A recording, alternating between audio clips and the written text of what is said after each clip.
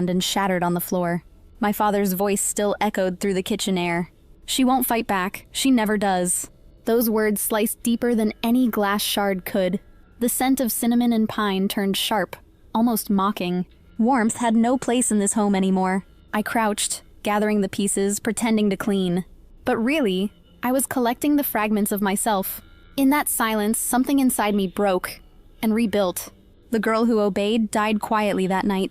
My name is Evelyn Hart, and from that moment on, every illusion they built about me began to burn. They thought I'd bow my head like always. They thought wrong. The quiet ones don't stay quiet forever. When I was 8, Lydia had a birthday with a clown. Balloons, gifts, frosting roses stacked in 3 tiers. I had Domino's pizza, lukewarm soda, and a half-burned cake. Mom said money was tight, but Lydia's smile had its own budget. I told myself it didn't matter, that love came in other forms.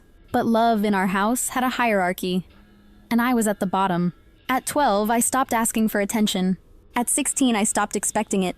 By 18, I learned invisibility could keep you safe. Graduation day proved the lesson. Rows of proud parents filled the gym, cheering their children's names. I stood with my diploma, scanning for familiar faces. There were none. My family was shopping for Lydia's dorm room instead.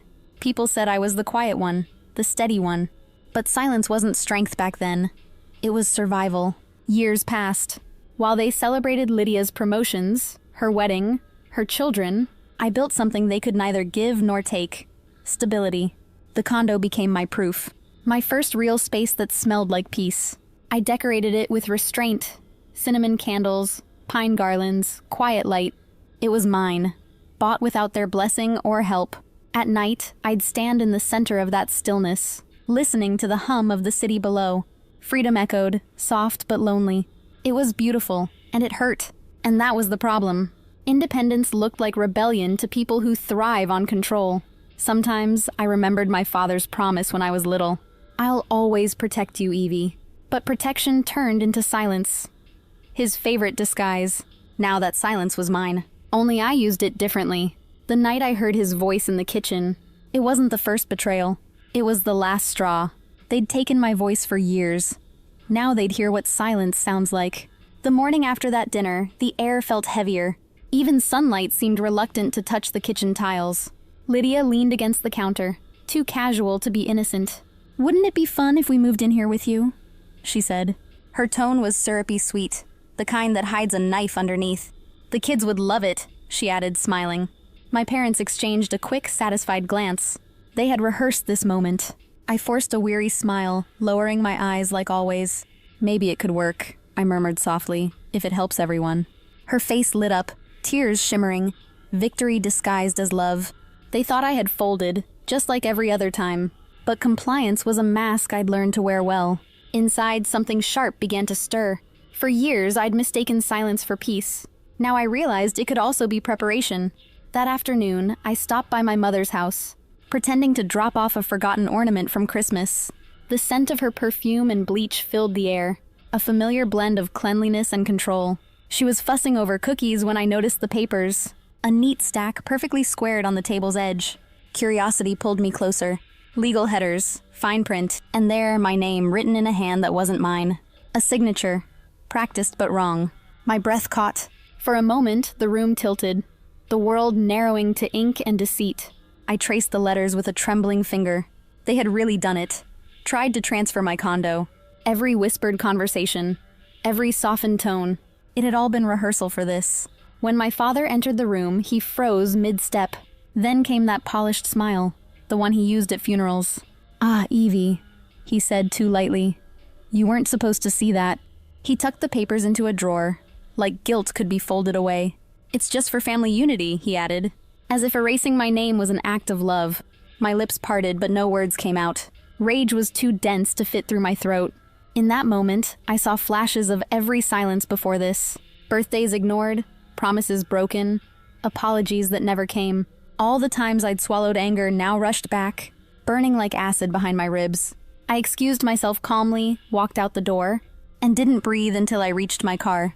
My hands were shaking so hard I could barely turn the key. The skin of my palms split where my nails dug in. A small line of blood, bright and clean. That was the moment it crystallized. I wasn't their daughter. I was an obstacle. The car engine roared to life, and beneath the sound, a single thought pulsed steady and sure. If they wanted a war, I'd give them one. But my way. I met Laura by accident, or maybe by design. A quiet Tuesday afternoon at a cafe near my office. She recognized me first. A distant acquaintance from years ago. Her voice carried the kind of exhaustion that only betrayal leaves behind. We talked briefly about families, about trust turned into a weapon. When I mentioned the condo, she set her cup down slowly. "If you ever want out," she said, "I'll buy it. Market price, no drama." The offer hung between us like a secret door. I smiled. The first real one in months. Freedom sometimes comes disguised as paperwork. That night, I ran the numbers, checked the clauses twice. Every digit was a memory, every line a quiet goodbye. By dawn, the plan was clear. Sell, transfer, disappear from their reach. Laura was efficient, calm where I was burning. Within a week, every document was signed in silence. I remember the pen trembling in my hand as I wrote my name. It wasn't just ink on paper. It was liberation carved in black. The funds moved into a trust under my control. No trace, no loopholes, no way back for them. Meanwhile, I played the part they expected. The obedient daughter, the yielding sister. I even helped Lydia pick curtain colors for her new home. She laughed, said I had such good taste. My mother teared up at my supposed generosity. Even my father looked proud again. They believed the performance, every sigh and lowered gaze. What they didn't realize was that I'd rewritten the script. Online, Lydia posted photos. The U-Haul, the boxes, the fake beginning of her triumph. "New year, new home," her caption read. Moving into my sister's gorgeous condo downtown. Hundreds of likes. Dozens of comments praising our closeness. My parents shared it proudly, so grateful for family unity. I tapped the like button. It wasn't agreement, it was a countdown. A few days later, Lydia texted, "We're moving in this weekend," with a heart emoji. I stared at the message, feeling that familiar chill crawl up my spine.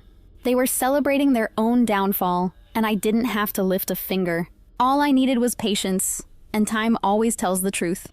Every compliment they received only built the stage higher. The higher the stage, the harder the fall. At night, I'd sit by the window, wine in hand, watching city lights ripple against glass.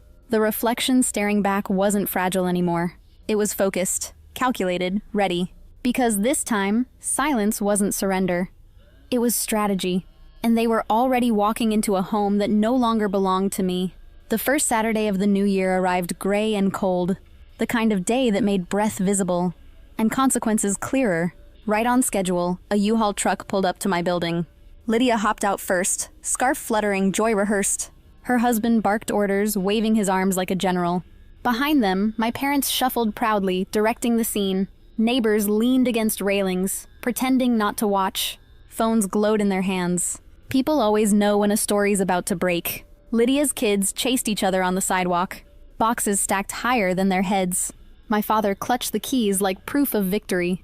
He marched to the door, jabbed one into the lock. Nothing. He tried again, his knuckles whitening. "Did you change it already?" Lydia laughed, nervous. He didn't answer. He tried another key. Still nothing. My mother's smile faltered. Whispers rippled through the crowd. Someone started recording. Then came the voice. Calm, clear, certain. "Maybe that's because it isn't yours anymore." Heads turned. Laura stood at the curb in a crimson coat, coffee in one hand, folder in the other. The wind lifted her hair like punctuation. She stepped forward, heels clicking against the pavement. "This condo belongs to me now," she said evenly. "Evelyn sold it weeks ago. Here's the proof." She held up the papers. Stamped, notarized, undeniable. For a moment, silence ruled the street. Then came the unraveling.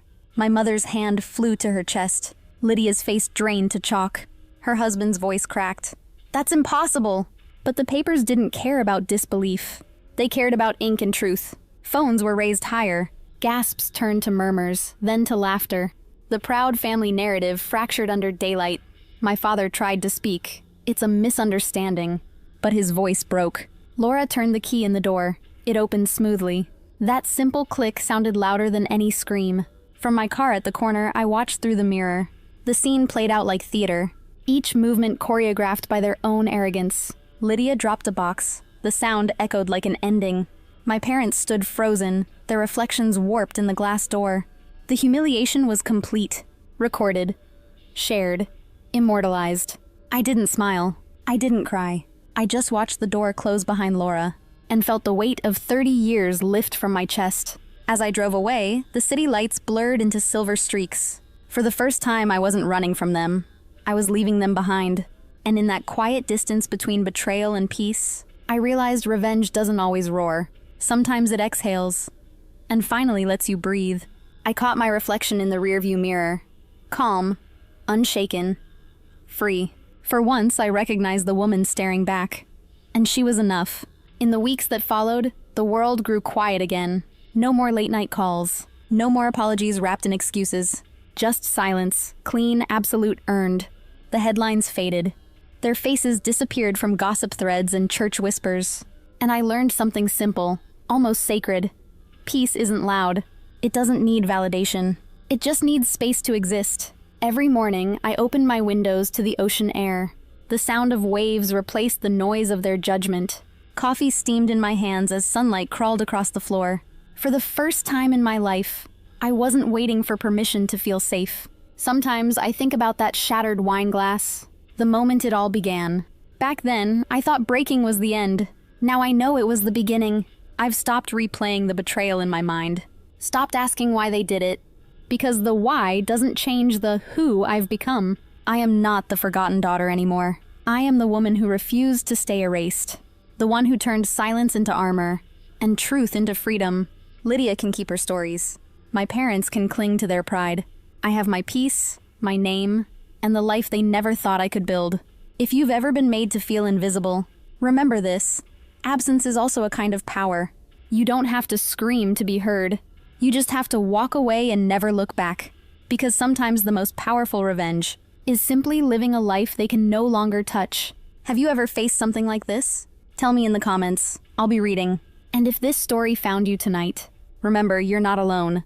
Before saying goodbye, if this story touched your heart, please give it a like and share it with someone who needs to hear this today. Don't forget to subscribe for more true family betrayal stories. That reminds us we are stronger than we think.